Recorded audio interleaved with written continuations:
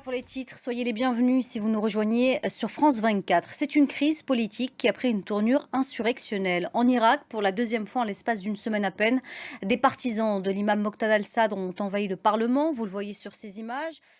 Bonjour à vous, Lucille. Vous revenez tout juste de ce Parlement envahi. Les manifestations sont encore en cours et un sit-in a été déclaré à la mi-journée.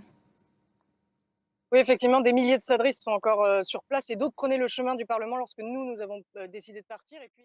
Merci beaucoup, Lucille Wasserman. Vous êtes nos yeux et nos oreilles à Bagdad. Vous revenez vers nous dès que la situation évolue sur place. Merci beaucoup.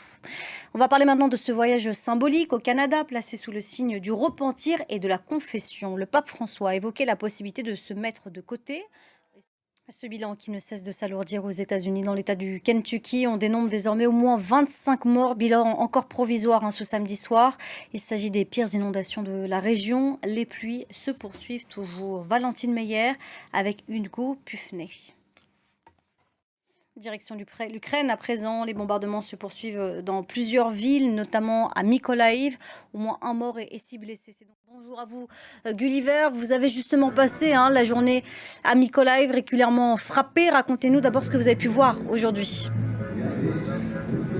Alors j'ai visité l'un des sites qui a été frappé. Merci beaucoup Gulliver Krag, envoyé spécial de France 24. Merci à vous. Au Brésil maintenant, l'ancien président Lula est en pleine campagne avec en ligne de mire la présidentielle du mois d'octobre qui arrive.